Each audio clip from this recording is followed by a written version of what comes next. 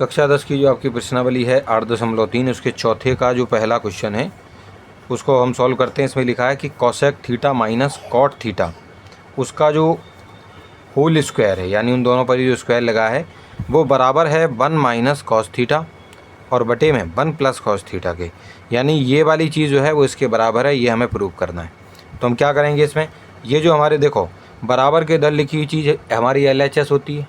Left hand side, और जो बराबर के इधर लिखी है वो RHS यानी राइट हैंड वाली साइड कहलाती है। ठीक है, अब इन दोनों को जब हम बराबर प्रूव करना चाहते हैं तो किसी एक चीज़ को हम पहले सॉल्व करते हैं। हम सबसे पहले बराबर के लेफ़्ट साइड में जो लिखा हुआ है LHS में उसको हम सॉल्व करेंगे, यानी cosec theta minus cot theta का जो होल स्क्वायर है इसको हम सॉल्व करेंगे, इसको नहीं करेंगे सॉल्व। और इसको सॉल्व करने पर हम इतना लेकर आ जाएंगे तो हमारी दोनों चीज़ें बराबर हो जाएंगी। उसको हम कैसे सॉल्व करेंगे देखिए आप, देखो इसमें क्या लिखा हुआ है,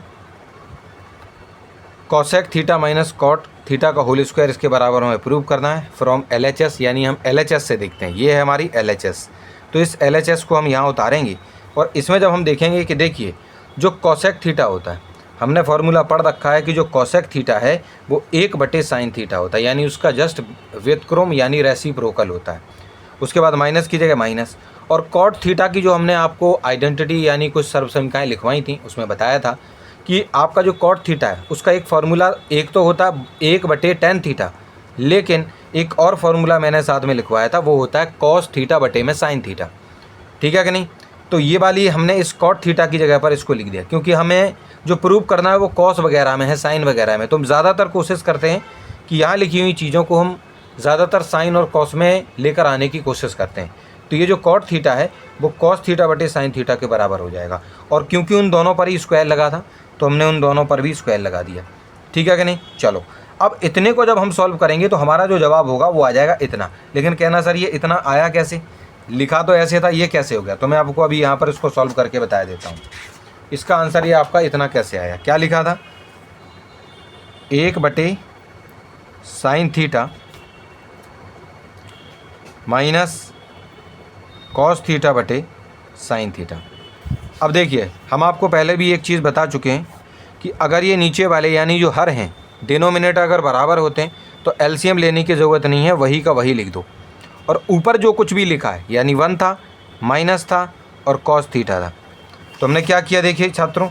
वही लिख दिया 1 माइनस कॉस थीटा। यहाँ पर भी देख लीजिए क्या है हमारा 1 माइनस कॉस थीटा और बटे में साइन थीटा है, सेम टू सेम आपका आ गया। उस पर स्क्वायर लगा हुआ था तो हमने यहाँ पर भी इसका क्या लगा दिया, इस पर भी स्क्वायर लगा दिया। ठीक है कि नहीं, चलो फिर इसको जब हम आगे सॉल्व करेंगे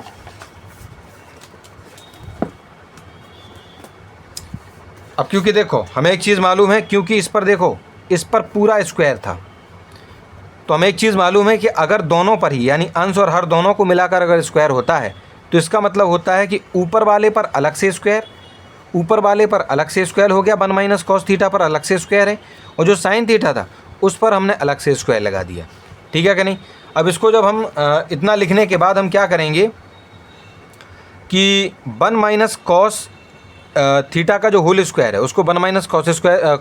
कॉस थीटा का होल स्क्वायर लिख देंगे, और बटे में क्योंकि देखो साइन स्क्वायर थीटा की एक हमारी सर्वसंख्या है कि आपका होता 1 माइनस कॉस स्क्वायर थीटा। वो कैसे देखो, क्योंकि हमारी सर्वसंख्या क्या कहती है, वो कहती है cos square theta plus sine square theta बराबर 1 होता है। अब इसमें साइन स्क्वायर थीटा अगर हमें चाहिए,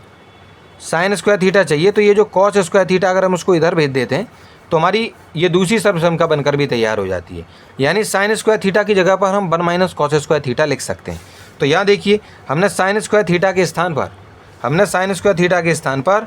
आपका 1 माइनस कॉस स्क्वायर थीटा आपका लिख दिया है, ये देख लीजिए सर्वसंख्या के हिसाब से। ठीक है कि नहीं, चलिए उसके बाद इतना लिखने के बाद छात्रों हम क्या करेंगे, इसको सॉल्व करते हैं।